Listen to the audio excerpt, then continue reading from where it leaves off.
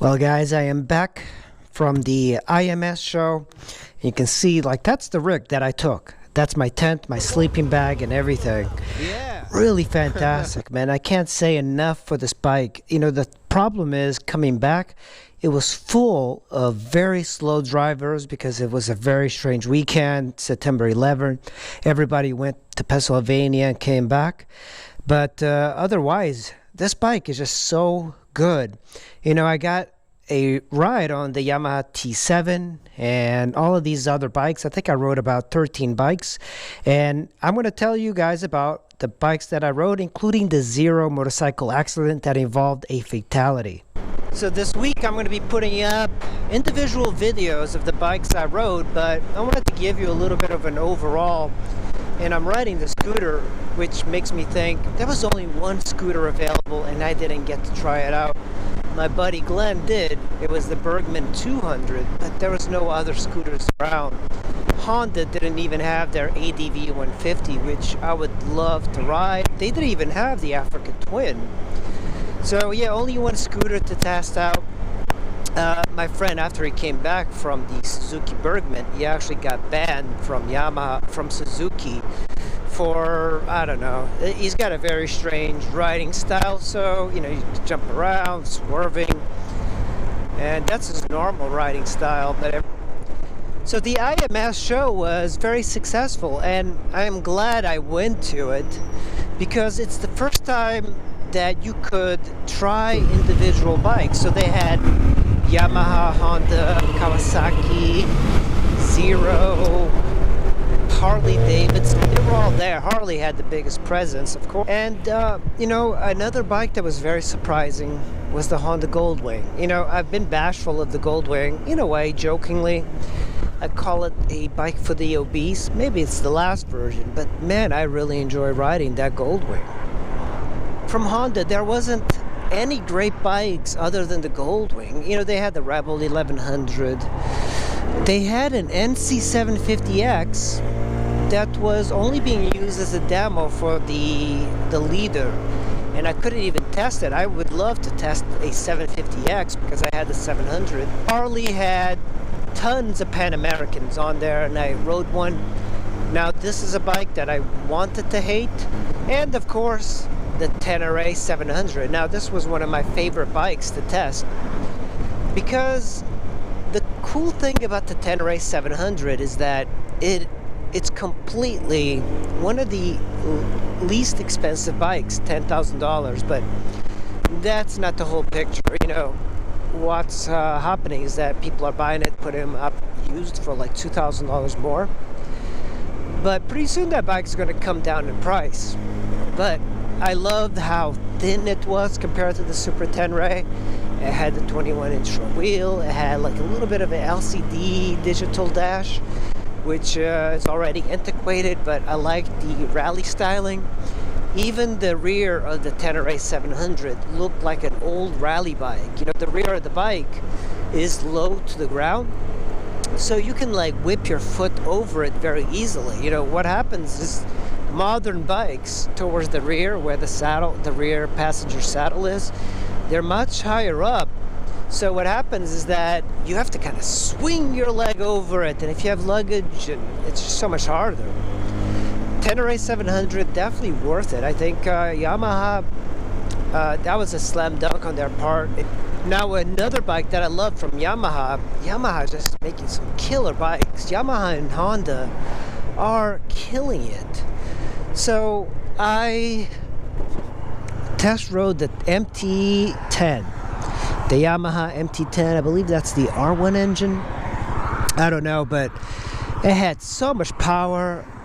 But when I tested it, they were going so slow, and it was a lead ride, so it was very slow. But I did get to see a little bit of the power. I could not record it because they told me not to record it. They made me take the camera off. You go from the infield to the KLR 650. It's only like 1,000, 1,500, whatever.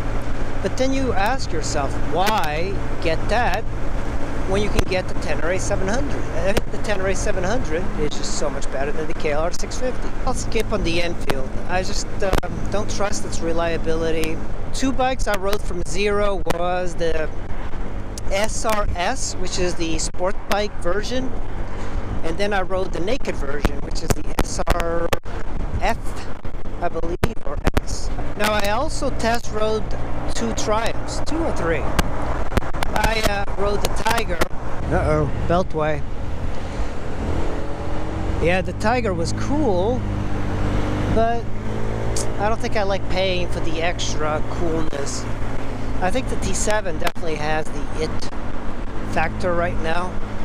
And I also tried the Trident, and that Triumph Trident looks great, but there's so many naked sport bikes that I can't see myself ever getting a Trident. The thing was that all the free demos, you could, if you wanted to ride a Goldwing, you could ride a Goldwing. And for me, I don't have money to buy a Goldwing, and I hate going to stores and, you know, doing like the demos because it's like a sales pitch. But here, it was really kind of cool. We know that they wanted to grab my email, phone number to be part of the whole marketing thing, but I thought it was fine. I actually thought it was a extremely well organized event.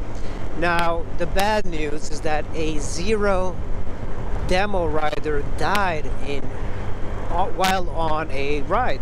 I don't know what zero he was riding. It might have been the Zero SRS or SRF or the FX.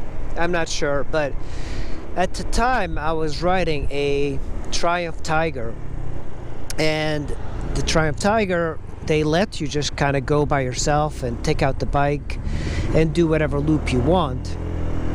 And I was riding the same roads that I think Zero demo rides were doing. Zero does group rides, led group rides. So I came upon this closed road, which is a road I took on before on a Zero group, and I couldn't see what was going on. I actually thought at the time it was police because apparently there was motorcycle riders going too fast. Maybe they wanted to close the road. I had no idea at the time. And I had a scheduled appointment for a Zero test ride the very next session. So I rode this Triumph Tiger back because I didn't want to miss the Zero ride. And when I got to the Zero place, it was like 4:10, which is what they want you to get in so you can test the bikes. And there was very few people there. There was a couple, and I wasn't like listening. And then at 4:30, when my demo ride was open, I asked the lady, "It's like, hey, I'm on a demo ride, and is it still on?" Because it was really kind of empty. And she's like, "No, we canceled it." And they gave me like a free T-shirt, I guess, because they canceled it. Now I thought it was just because they canceled it. Maybe it was too late, whatever. Right? Bad organizing. I have no idea, but I just kind of like, hey, do you guys cancel demo rides? Did something happen? And I kind of suspected something, but I had no idea. So anyway, I think I went on another ride, maybe took some bike out, I forgot what it was, or walked around, waited for my buddies.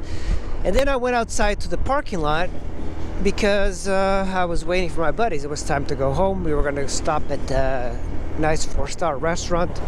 It was Taco Bell. And I waited for them. It took a while, so I went outside, found them. And they're like, "Hey, you're alive!" And it turns out, so they thought I was the rider that died. Isn't that odd? Because I had a scheduled ride for that time. And not only that, but the, Zero assigns a number to the bike, and I was looking for my bike. It was an FXE, I think, whatever. It was like the Supermoto version. And I was looking for the number. I forgot. I think it was 29, and I couldn't find it. I could not find that bike. And now I believe, at least that's what I understand, is that the bike that I was supposed to ride was the one that the guy crashed. So that, I think that is a little freaky, but it's just coincidence, I think. I did see in the Zero group ride, there was another rider that was part of that ride, and he saw it. My buddies actually told me that they talked to the guy that saw the accident, and he was pretty freaked out, and when he came back, he asked the Zero salespeople, demo people, that he needed to kind of like take stress off, and he asked if he could take one of the bikes for like some quick wind therapy, something to that effect. But and then of course my buddy, he I think he asked if the demo rides were canceled, and I think he said something like, do you guys always cancel demo rides when there's an accident? And a guy that was there got very upset and like told him to fuck off or something like that. And that's kind of like what happened. You know, in the newspaper, there was the story of the guy dying, but they didn't mention that it was during the IMS show or anything. And I guess they didn't have the details, and I think they wanted to keep all of the secret because, you know, somebody dying during a demo day, that's kind of bad. And it makes me think that they might stop the demo days, but the demo days were so successful. There were so many people. You know, I did join like some of the Triumph riders, and they were like doing burnouts and little wheelies.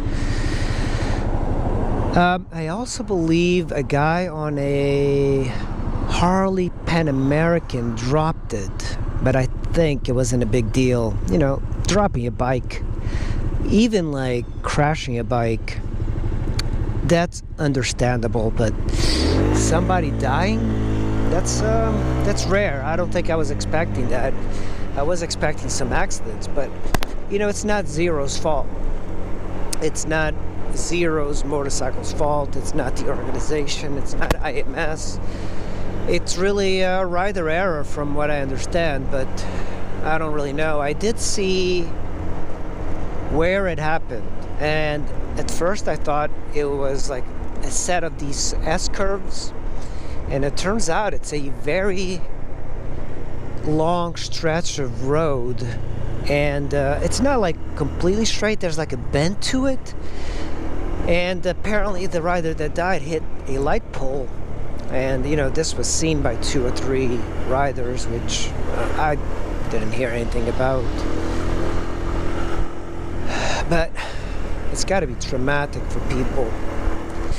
In sport mode, those bikes have so much power, and they're whisper quiet, and that means that when you have something that's whisper quiet, it always feels like they're going slower, because like the engine gives you a little bit of more of a performance kick. You know, people get slip-ons all the time, and they think they gain like 20-30 horsepower because the noise itself makes people think that it's more powerful.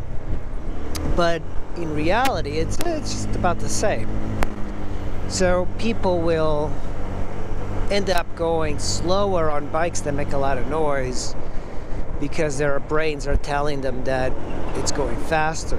But on a Zero, it's like you twist that throttle in sport mode and you're propelled silently through the air, and it seems almost unnatural in a way.